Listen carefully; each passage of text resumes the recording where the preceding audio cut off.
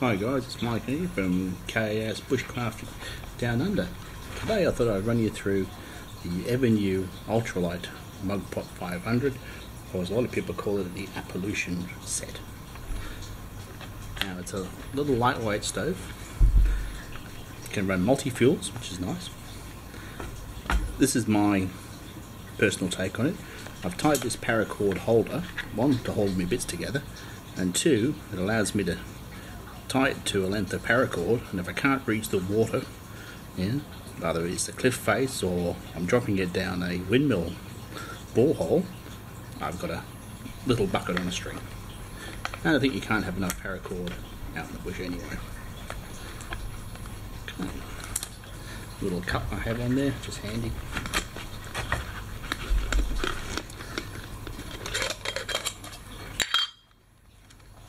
Take the cover off. Now, it's a great product, but I did find the instructions a little lacking. Okay, so half-litre pot, recessed on the bottom to fit the stove, which is good, because I've found in the past titanium pots, titanium stands tend to slide off pretty easy. You're pretty snug in there, not overly tight, but a good fit. So they call this the DX stove stand. So this is how I have it packed away. Upper stand, lower stand, the burner, and I keep in the bottom here what they call the power plate. Now, the instructions tell you what this is really. It's designed to sit on top of the burner to push some of the heat back down in really cold conditions. So, you don't have to be really cold as well.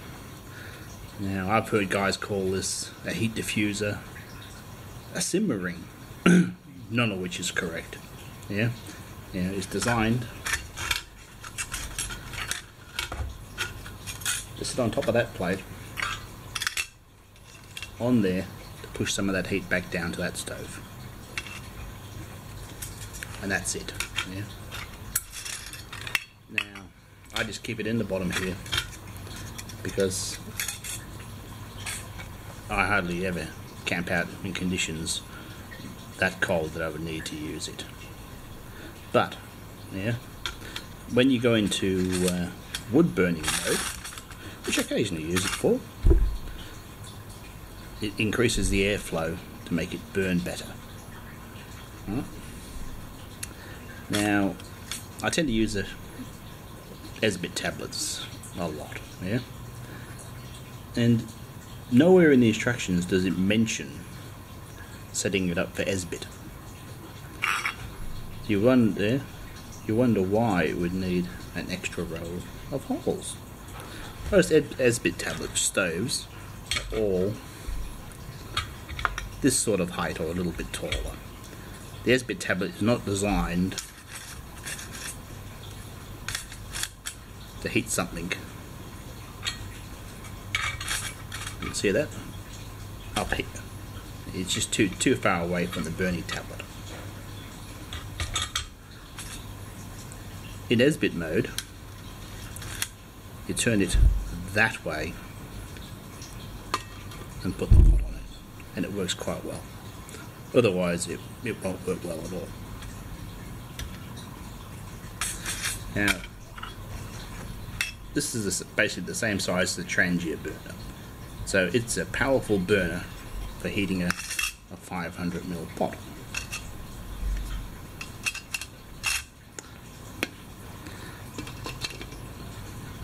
Downside is, from my experience, when running methylated spirits or denatured alcohol, this handle will hit 62 degrees Celsius or 145 degrees Fahrenheit and burn your fingers every time. So you need to grab it with a cloth, or you won't do it twice.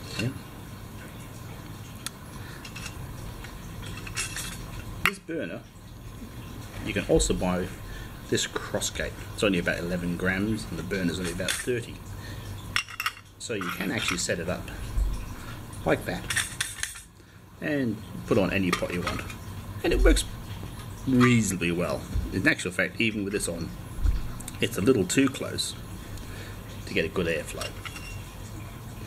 But if you're in wood burning mode, right, it's difficult to get new fuel in. You either lift the pot off, shove your fuel in, but this is also designed to fill on the top. Perfect fit. Yeah, and you get any pot you like, and that allows you to continue to feed fuel in as you need to.